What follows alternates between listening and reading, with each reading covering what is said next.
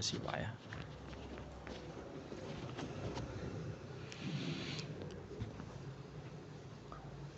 A'udzu billahi minasy syaithanir rajim.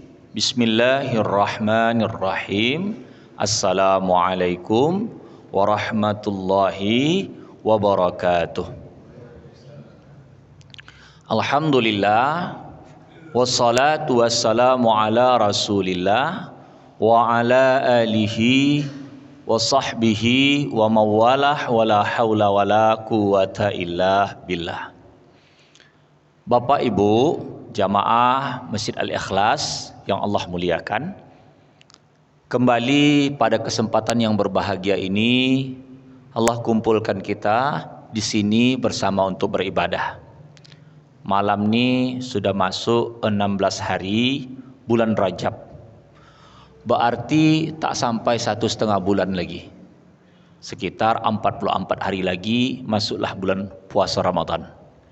Semoga sehat badan kita, bisa kita mencapai bulan itu, bisa kita beramal ibadah, dilapangkan rezeki, dikuatkan iman, dan mudah-mudahan Allah Ta'ala berkahkan setiap hari untuk kita dalam umur, bisa untuk taat kepada Allah Ta'ala.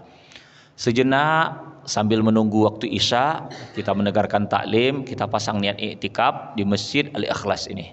Bismillahirrahmanirrahim. Nawaitu an a'takifah. Sengaja aku berniat iktikaf fi hadal masjid, di masjid ini sunnatan lillahi ta'ala. Lalu kita pasang niat untuk belajar agama. Bismillahirrahmanirrahim. Nawaitu ta'alluma wa ta'lim li ridha'illahi ta'ala bi syafaati Rasulillah sallallahu alaihi wasallam ala niyatin salihah. Al-Fatihah. A'udzu billahi minasyaitonir rajim. Bismillahirrahmanirrahim. Alhamdulillahi rabbil alamin. Arrahmanir rahim. Maliki yaumiddin. Iyyaka na'budu wa iyyaka nasta'in. Ihdinas siratal mustaqim. Siratal ladzina an'amta 'alaihim ghairil maghdubi 'alaihim waladdallin. Amin. Qala al-musannifu rahimahullahu ta'ala wa nafa'ana bihi wa bi'ulumihi fid dharaini amin. Dan setengah daripada sunat yang dikerjakan di dalam salat itu sujud sahwi. Ini yang kita bahas adalah kitab berbahasakan Arab Melayu yang disusun oleh Syekh Muhammad Nur bin Muhammad Ismail Al-Fatani. Nama kitabnya Kifayatul Muhtadi, mengkaji masalah fikih mazhab Syafi'i. Jadi kata dia, kalau kita cerita sunat salat ni ada 3. Sunat sebelum, sunat ketika di dalam salat, dan sunat setelah habis salat. Jadi ada pra, pasca, dan waktu dilakukan itu. Kalau sebelum itu kita paham ada namanya azan, iqamah, itu sebelum itu. Sebelum salat. Dan hukumnya itu juga sunat muakkad. Di dalam penjelasan-penjelasan yang mungkin udah pernah kita dengar, azan itu sendiri disyaratkan Islam. Ya, Islam. Orangnya harus Islam. Kalau ada azan yang tidak Islam, maka tidak bisa, tidak sah azan. Sebagai salah satu gambaran, ada anak baru lahir di rumah sakit yang bukan atau tidak ada orang Islam untuk mengazankan. Laki-laki contohnya, anak-anak itu. Jadi bayi itu tadi tak ada. Ada pula orang yang di luar Islam paham pula di azan. Maka itu tak sah. Tak sah. Cuman begini, ibaratnya yang menunggu di rumah sakit itu katakan kaum ibu, kaum perempuan, tak ada laki-laki. Jadi supaya kalimat yang pertama didonganya tadi, karena kaum perempuan tidak ada azan, dia qomat. Apakah boleh? Kesunahan agar diperdengarkan di telinga dia itu kalam Allah, kalam ilahi, zikir Allah, ya bukan kalam ya, zikir Allahu Akbar itu. Maka ketika dia jumpa dengan laki-laki muslim tetap juga diazankan. Kalau belum pada saat itu jumpa kan, memang hukumnya sunat. Artinya kalau di rumah sakit 5 jam setelah itu baru jumpa ayahnya atau laki-laki kaum muslimin, disitulah baru azan. Tapi jeda 5 waktu itu kan tak apa-apa yang didonganya tentang kesunatan dikumandangkan azan. Begitu. Kalau di dalam tongah salat itu salah satu yang dikaji dalam kitab ini adalah sujud sahwi. Itu sunat dalam salat. Harus digariskan dulu. Jadi kalau orang tak sujud sahwi bukan berarti salatnya batal. Sujud sahwi ini kan pemicunya kan banyak. Salah satunya tidak kunut. Salah satunya tidak membaca tahiyat pertama pada salat yang rakaatnya lebih daripada 2. Kalau yang salat 5 waktu itu yang lebih daripada 2 ada tahiyat pertama. Kalau tahiyat terakhir itu bermakna di dalam kitab ini adalah karena ada duduk terakhir, maka di situ sebut tahiyat akhir. Begitu. Jadi katanya, dan bermula makna sahwi pada syara. Apa makna sahwi itu? Lupa atau lalai atau silap. Bisa lupa, memang tidak ingat, lalai, berlalu aja, silap, tersalah. Dibacanya lah surat dulu. Qul a'udzu birabbin nas, malikin nas, ilahin nas. Selesai baru baca Fatihah. Kan tersilap tuh. Sujud sahwi karena bertukar. Lupa dia rakaat, sujud sahwi. Lalai pikiran dia, lalai. Gitu kan. Tak kemana-mana pikirannya. Ya. Contohnya, lalai dia karena ingat entah apa-apa tadi sebelum salat, tak dibacanya Fatihah. Ya, tak dibacanya Fatihah, baca surah saja. Lalu dia menjumpai, teringatlah dia ketika sujud, belum tadi Fatihah. Langsung naik, baca Fatihah. Langsung naik, baca Fatihah. Dan yang tadi dianggap dia lalai. Rakaat pertama baca Fatihah, surah, ruku, i'tidal, sujud, duduk di antara 2 sujud. Naik dia.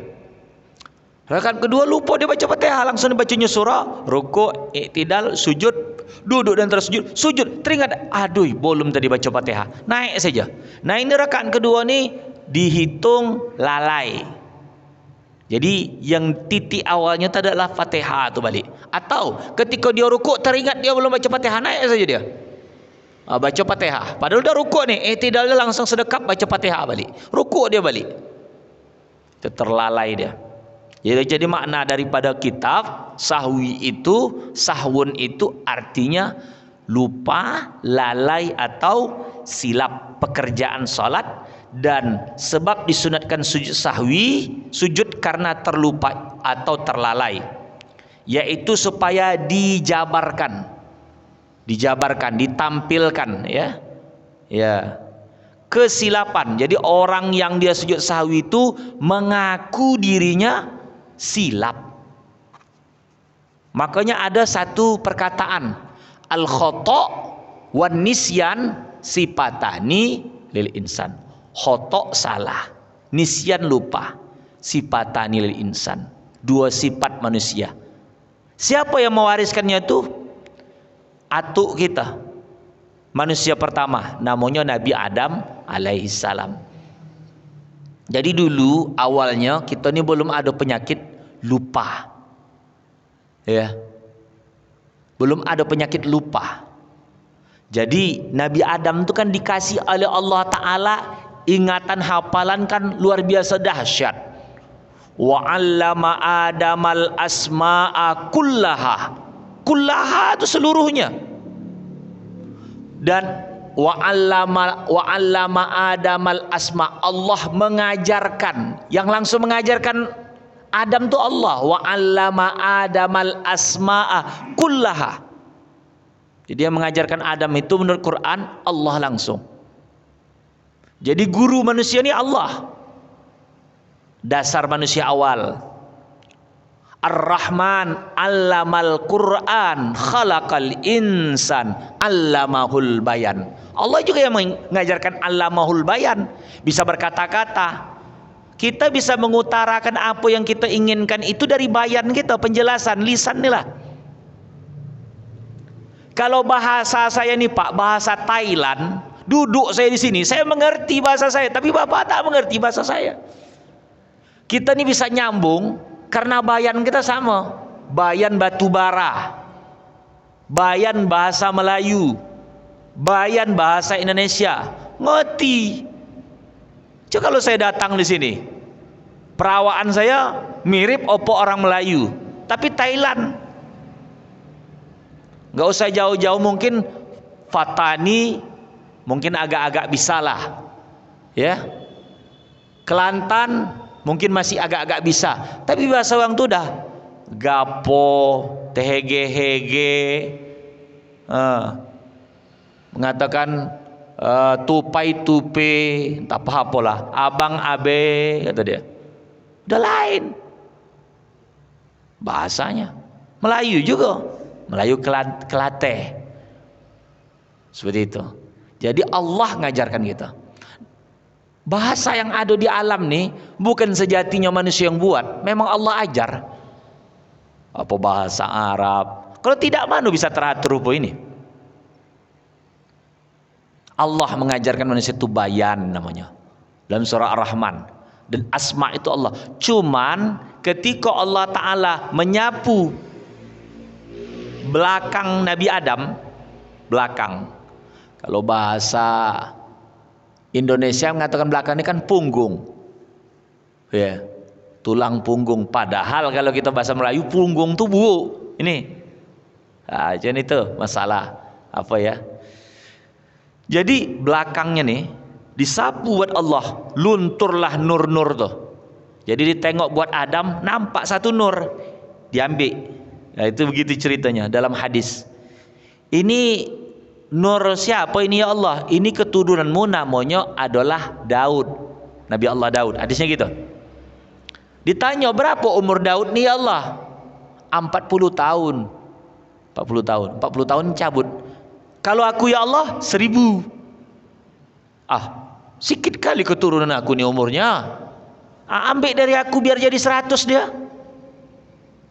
Begitu ceritanya. Ambil dari aku supaya dia jadi 100. Berapa dah diambil? 60. Jadi umur Nabi Adam menurut sejarah disebut 940 tahun. Nabi Daud 100. Itu kisahnya. Ketika malaikat maut, malakul maut ingin menunaikan janji ketetapan bahwasanya Nabi Adam itu 940, datanglah dia. Wahai Adam, ini udah sampai ketentuan. Kau menghadap Allah, karena kan manusia pertama nih 940 tahun.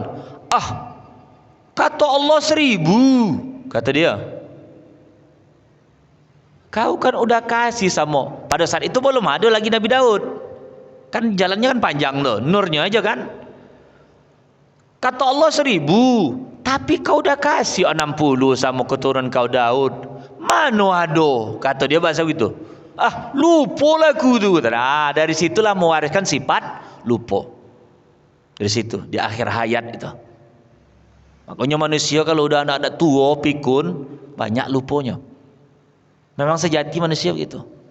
Itulah dalam salat itu ada namanya sahwi. Lupa juga. Ada lagi orang salat itu, rokaatnya kalau udah makin tua, sujudnya sekali, tak ada dua lagi dah. Bahasa dia udah 2 kali. Salat itu mau 1 rakaat ya. Udah itu salat tuh mau berulang-ulang. Zuhur entah 3 kali. Silap-silap salat, silap salat. Mau begitu. Ya mudahnya aja kadang perasaan, udah salat Isya deh, padahal udah salat. Salat lagi mau. Memang penyakit khotok nisyan. Dari mana Nabi Adam tersalah? Karena memakan buah yang Allah larang. Jangan kau dekati pokok itu. Ya. La taqraba hadhihi syajarah. Jangan kalian berdua ni dekat pokok ni. Fatakuna minaz zalimin. Kalian dua ni akan menjadi orang zalim. Silap dia. Tapi Allah ajarkan tidak untuk memaafkan salah silap Adam. Ada. Apa talakia ilmu tu? Rabbana zalamna anfusana wa illam taghfir lana wa tarhamna lanakunanna minal khasirin. Itu sebetulnya kalau kita tengok daripada petunjuk ayat itu dua tuh. Rabbana, ya Tuhan kami, zalamna, kami telah menzalimi diri kami. Wa illam taghfir lana, nana digunakan di situ kami, Adam dan Hawa. Ya. Udah, balik kita cerita kitab. Yang dikerjakan di dalam salat adalah pekerjaan itu yang ditegah akan dia oleh syarak, dilarang, dan ditampilkan kesilapan yang meninggalkan salah satu daripada sunat ab'ad. Sunat ab'ad. Jadi kalau orang salat subuh tak baca kunut, salat sah. Salat sah. Tapi di dalam kitab Sabilul Muhtadin ditamsilkan, dimiripkan, diumpamakan kunut atau sunat ab'ad itu atau sunat muakkad itu ibarat tangan dan kaki pada diri manusia. Hidup tapi tak bisa beraktivitas. Tak ada tangan, tak ada kaki, cacat. Jadi supaya bertangan berkaki balik macam mana? Allah suruh anjuran sujud. Saya lupa ni kunut. Macam mana cara supaya bisa bertangan berkaki ibadah salat? Sujud sahwi. Begitu. Udah itu lagi dikatakan yang tersebut dahulu itu, maka pekerjaan yang ditegakkan pada salat itu dua bagian. Jadi ada salat, di dalam salat itu pekerjaan yang dilarang. Pertama, perbuatan yang membatalkan salat itu dilarang tuh. Ya. Dan jikalau dengan terlupa sekalipun, lupa sekalipun, salatnya itu batal.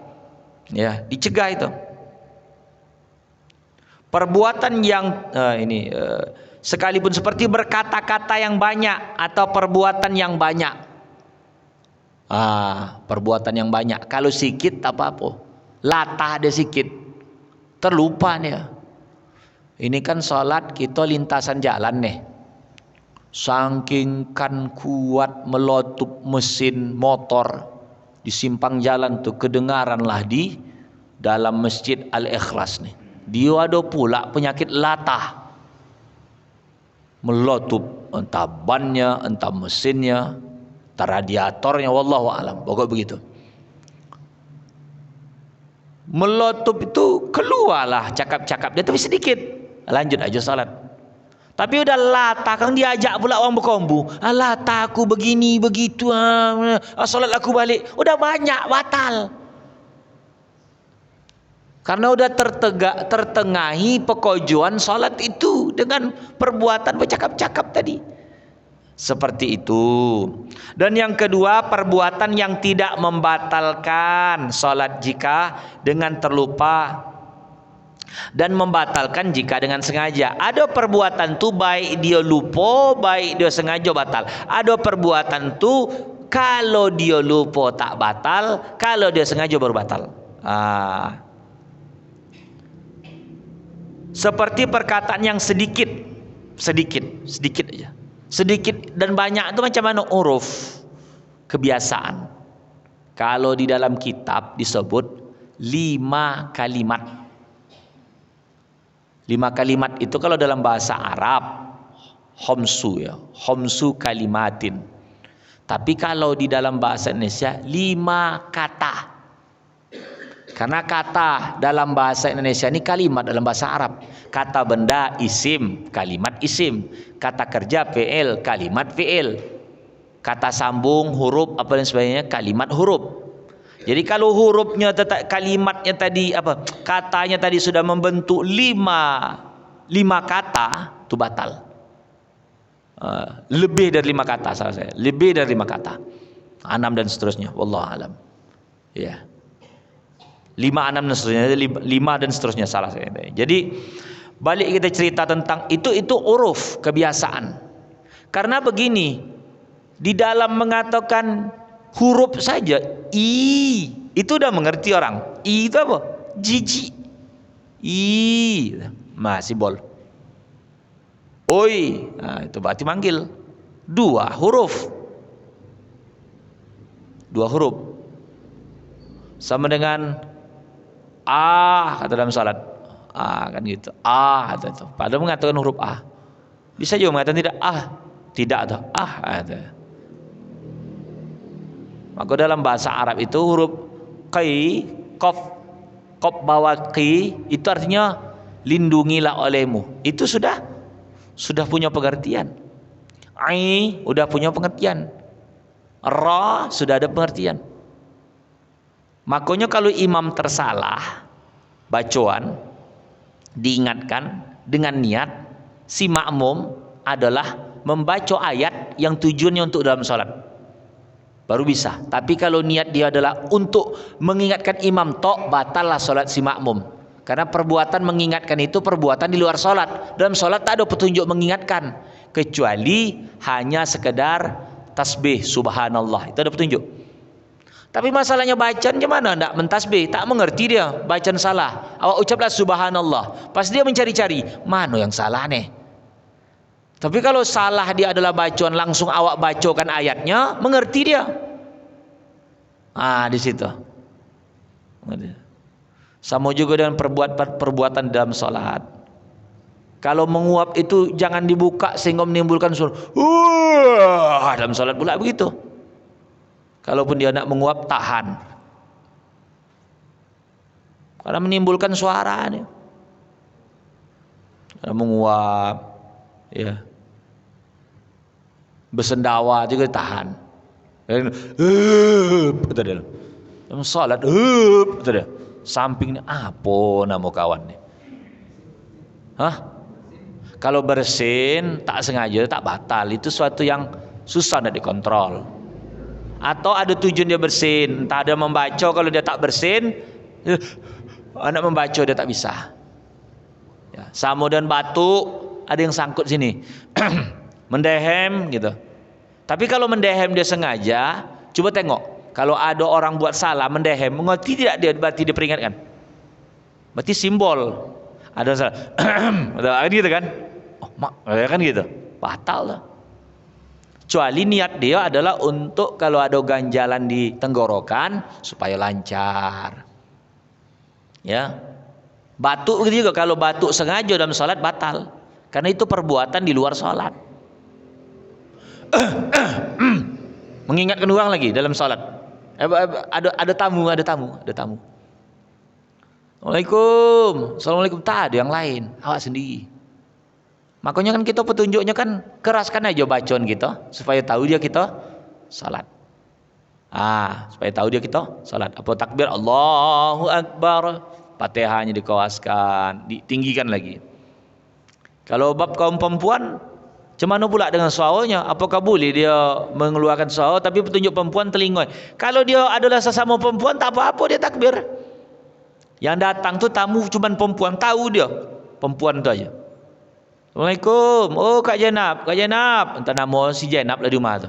Oh Kak Jenab. Allahu Akbar kata Kak Jenab tadi. Karena yang mendonganya sesama perempuan. Laki-laki tak boleh karena aurat. Karena aurat tu kan tak boleh tunjuk. Entah laki-laki pula.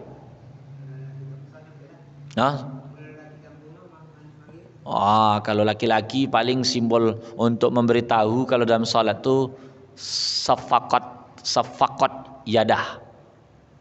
Dia pukul tangan nak safaqat itu ya, safaqat ini. Gitu tuh. Supaya tahu dia ada uang di dalam tuh. Kalau lantas uang tu kata, "Oh, mukul nyamuk," atau ada uang dalam tuh. Itu. Tapi dalam bab suara ni sebetulnya laki pun boleh mendengar. Ini maksudnya ajnabi ni, orang asing, orang-orang. Tapi kalau dikira dalam kitab ajnabi itu orang yang boleh kahwin gitu. Kalau anak laki-laki kita gitu, anak laki-laki. Karena laki kita kan boleh nengok aurat kita kan gitu. Kalau bab perempuan, sementara perempuan pun nengok aurat laki gitu. Ini cerita kan bab suara tu aurat. Gitu. Ada namanya aurat besar, ada nama aurat kecil. Aurat besar tu habis seluruh badan. Kalau perempuan, aurat kecil tu adalah upu laki-laki. Makanya kalau budak perempuan, dulu ada zaman penjualan manusia. Namanya hamba sahaya, perbudakan. Budak tu boleh dia salat cuman pakai sarung aja. Pakai kain tutup sampai pusat. Salat, hukum budak itu sama dengan hukum aurat laki-laki yang perempuan. Oh, jadi dia pakai sarung. Salat bukan keluar, salat aja. Sah salat karena keringanan di sisi Allah. Hukum budak itu dia sepau, dia kan tidak merdeka, repot dia nak pakai lengkap. Zaman itu dulu mungkin kan tunggu pemberian daripada apa hikmah Allah Ta'ala buat budak itu auratnya seperti itu, karena repot, karena sulit. Sementara tujuan agama ini adalah untuk kemudahan. Akan hadir zaman budak itu, boleh jadi akan datang. Manusia ini kan ada dia memang goma dia memperbudak manusia lain. Apakah dengan sistem, apakah dengan dibayar gitu kan. Kalau di Mekah, kalau di Arab Saudi masih ada juga tuh pengakuan orang tuh kalau ada para TKW itu, tenaga kerja tuh, kadang dianggapnya sebagai hukum apa? Hukum hamba sahaya. Maka dibawa ke pengadilan, tak digubris karena dianggap sebagai nama budak. Bahkan maaf, katanya dia diperkosa. Akad dengan para pemberi informasi atau penyalur tenaga kerja, atau akadnya udah menjual, bukan lagi akad bekerja. Akad menjual manusia. Jadi ketika dia, kalau dalam fikih itu ada menurut uang tuh menyetubui hamba sahaya, kan tak dihukum seperti barang milik. Kata awak di sini tak ada budak. Bagi orang tu yang mengakui, contoh ada dulu namanya model-model yang bukan Islam Taliban ya. Ada dia model-model yang suka-suka perang tuh. ISIS apa tuh. ISIS tuh dia masih menganggap asal tawanan dia tuh budak. Kita yang tak berlaku aman-aman ini. Mudah kita sholat, kita di sini, di sana tuh masih berlaku. Apalagi peperangan antara kaum muslimin dengan bukan sama kan gitu. Contoh yang sekarang yang masih ada penjajahan itu dua yang diakui dalam penelitian di dunia ini oleh negara lain, oleh agama lain. Pertama Palestina oleh Israel, kedua Patani oleh Thailand. Patani itu oleh Thailand. Pergi lakinya dari rumah tu hati-hati je lah bini ya, datang tentara-tentara Thailand tu. Udah, balik kita cerita kitab ni tentang masalah yang membatalkan tadi. Yang sedikit tidak sengaja tak batal. Atau terlupa, atau makan yang sedikit. Cuma ada pula makan sedikit. Di selah gigi dia terselip potongan daging. Lagi solat.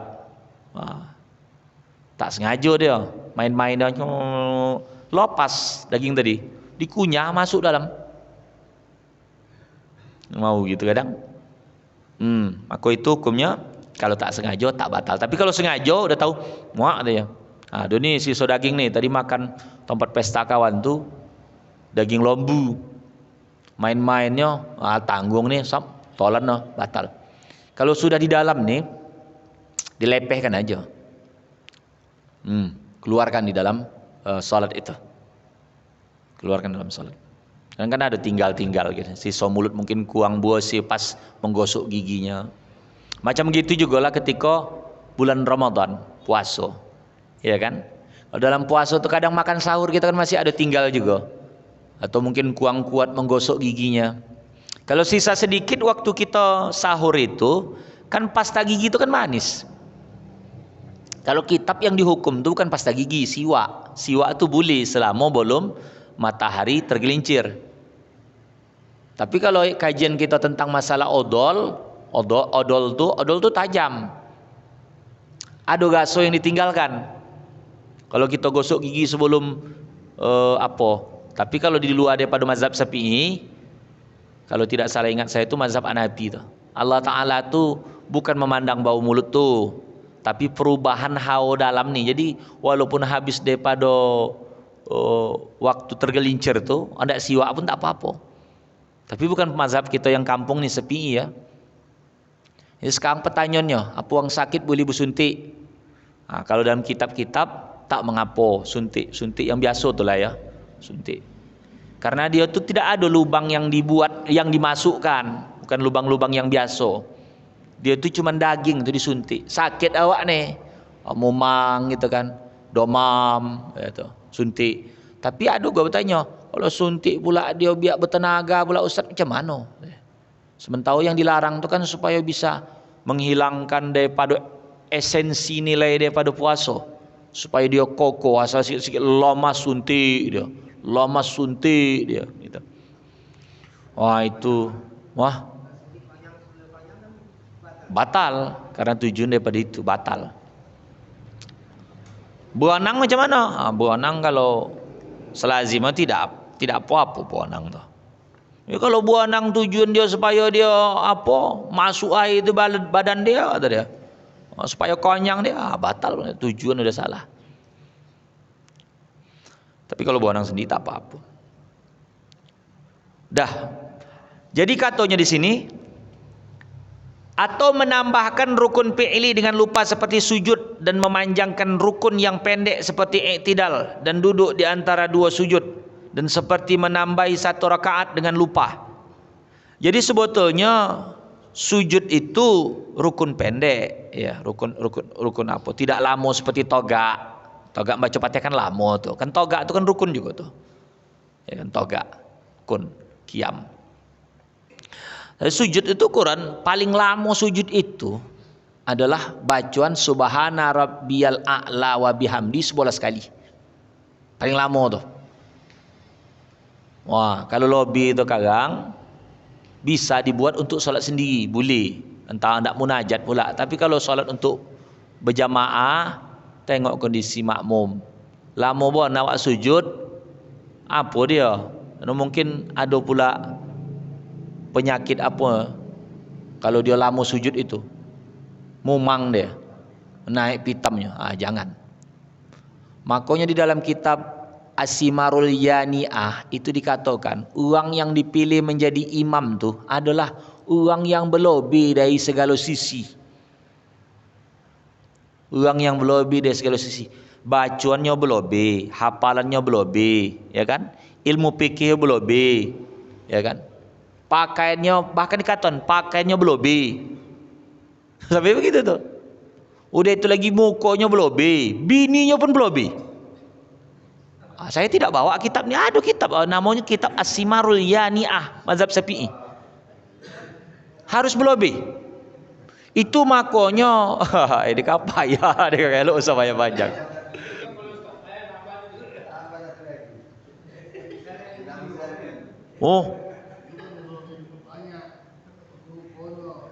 Berlebih rupanya. Iya, berlebih rupanya. Iya. Ya. Ada kitab sendiri situ tentang, termasuk juga lebih pengertiannya kepada makmum. Mengerti dia. Lebih baca satu rakaat Al-Baqarah habis. Ini tidak juga berlebih. Ini namanya menyiksa orang. Ini tidak berlebih. Berlebih-lebihan itu tak boleh juga. Segala berlebih-lebihan itu tidak elok. Gitu. Cuman begini, standar pertamanya itu bacaan Fatihah selamat, fikih tentang salat selamat. Selebihnya itu tambahan. Contoh, ini nggak usah dipanjang-panjang karena Kang betul loh kalau dipanjangkan banyak juga yang kono gitu. Imam itu kurang gigi ke topi. Kenapa? Bacaan tadi kurang pas ke topi. Karena itu akan mempengaruhi huruf. Ada. Makanya anjuran untuk memakai gigi palsu supaya dia bisa membaca. Silakan. Supaya dia huruf dia fast. Itu yang pertama. Sampai maaf cakap saya. Aduh imam ni rajin dia ke muka. Tapi dia lajang gitu. Tak ada bininya. Acain bini dia tu. Kalau kamu ini cerita berlebih. Maksudnya harus sama gitu, harus ada pasangan. Maka di kampung kita ni kalau imam tu lajang, tapi kalau yang lajang dari bacanya paten hafalan banyak, tetap itu nomor satu. Itu pula ada imam bebini, ada imam lajang, sama bacanya, sama ilmu, maju kan yang menikahan itu deh. Pokok begitu. Pokok kalau sendiri cairin jodoh dia. Karena kalau menurut ayat bukan ini yang mencari. Kalau kita suntuk nengok orang tu, kau ni tak menikah aja kau ni, umpama begitu kan. Yang cocok dalam kitab itu wangkihul ayama minkum, nikahkan orang sendirian kau. Sepolan ni ada jodoh nah, kasih mau kau ni. Kalau dia menolak, ini sikit-sikit dia didesak. Bilo lagi stres dia. Kalau dalam bahasa kitab, ini ada jodoh nih. Aku ada pemilih. Macam mana kau? Ini ada channel kan gitu tuh. Ada kitab begitu sebetulnya. Cuma di kampung kita ni bahasanya tidak begitu. Oh jaya ada. Main tembak aja Pak Asal ada. Kalau pula dia lebih berasa dekat kepada Allah, jangan salah. Imam Nawawi itu sampai dia meninggal umur 48 tahun tidak menikah. Karena kenapa? Makom ilmu dia tinggi. Ada Ibnu Taimiyah, ada Imam Nawawi. Kalau dia merasa, aku kalau menikah sibuk, aku tak bisa beramal ibadah katanya. Karena sibuk aku mencari joki gitu dia. Jadi akhirnya dia memilih, tak ada pula perempuan yang bisa menandingkan dia. Karena Imam Nawawi itu dalam ada kitab namanya Qimatuz Zaman Indal Ulama, satu hari pelajaran yang hendak dipelajarnya itu 12 macam. Dituntaskan 12 macam. Ibarat kalau dia mengulang hafalan Quran 30 juz, belum selesai, belum lagi. Quran 30 juz satu hari diulang sampai 30 juz. Dia udah tidak tengok kitab lagi, udah di sini ya. Dalam bacaan dia aja udah mungkin dia. Udah selesai 30 juz Quran, masuk lagi kang pelajaran fikih. Belum lagi menulis. Kalau sempat dia menikah, ini akan terhalang, dan kecintaan dia kepada ilmu tu, kalau menurut daripada daripada cita-cita ulama-ulama terdahulu, lebih tinggi daripada seks. Kecintaan kepada ilmu tu, orang ketika sudah ada zuk dalam ilmu tu, hendak menikah pun bisa kurang. Karena bagi dia itu nikmat. Para penjelajah ilmu tu, itulah makanya ulama-ulama terdahulu begitu. Kenikmatan dia itu, versi dia gitu. Kalau diganggu, bagi dia apa? Asal nambah ilmu tu sur. Cuman kalau udah terganggu ilmu lebih baik dia nikah. Macam anak-anak yang kuliah udah tak mautan lagi, udahlah nikah aja kau. Begitu, umpama gitu. Tapi dia kalau nak menempuh ilmu, biarkan aja. Ya. Sedangkan sampai S3 gitu, sampai doktor, sampai profesor gitu kan. Udah itu lagi di sini dikatakan, maka tiada disunatkan sujud sahwi bagi yang pertama, yang tadi yang batal yang pertama tadi, yang diceritakan tentang cakap banyak, ya. Tiap-tiap pekerjaan yang membatalkan salat, dan jikalau dengan terlupa sekalipun seperti barang yang tersebut itu karena ia di luar salat. Jadi buatnya pula banyak pula cakap seperti di luar salat. Disunatkan sujud sahwi bagi yang kedua, yaitu tiap-tiap pekerjaan yang dikerjakan yang membatalkan, tapi karena terlupa tadi. Jika diperbuatkan dengan itu tadi tiada membatalkan. Kalau sengaja batal. Bermula yang ditinggalkan di dalam solat itu sama ada solat fardu atau solat sunat, 3 perkara. Pertama fardu yaitu rukun, maksud fardu di sini rukun solat. Maka yaitu yakni fardu yang tertinggal dengan terlupa itu tidak boleh digantikan daripadanya. Tak boleh digantikan dengan sujud sahwi, tak bisa. Ya, tinggal Fatihah tak bisa sujud sahwi. Ya. Tinggal ruku tak bisa sujud sahwi. Yang rukun 13 itu. Atau lainnya, tetapi jika diingatkan dia dahulu daripada memberi salam, wajib ia mendatangkan. Sebelum dia salam, datangkan tadi. Selama tiada perbuatan umpama yang tertinggal, dan jika teringat kemudian daripada sudah mengerjakan umpama dijadikan yang dikerjakan itu ganti daripada yang tertinggal. Jadi maksudnya kalau sebelum salam dia bisa mendatangkan itu. Kalau rakaat tadi lupa dia ruku, tambah. Teringat dia belum, tambah saja. Tapi ada dalam kitab yang lain, selagi belum tertengahi daripada apa namanya itu perkawinan yang lain. Tapi kalau dia udah merasa pula ini udah rakaat keempat, tinggal lagi geser aja. Kalau menurut kitab ini geser aja. Kalau dia anggap rakaat keempat, kalau kurang dia rakaat kedua, arti ini rakaat ketiga. Umpama kalau salat empat seperti zuhur, asar atau isya. Sampai gitu aja kita bahas pada perjumpaan kali ini. Ada sekitar berapa menit lagi kita nih? 5. Kita buka dengan tanya jawab. Kiranya sampai demikian. Assalamualaikum warahmatullahi wabarakatuh. Ada nak tanya? Tanya. Ya, silakan.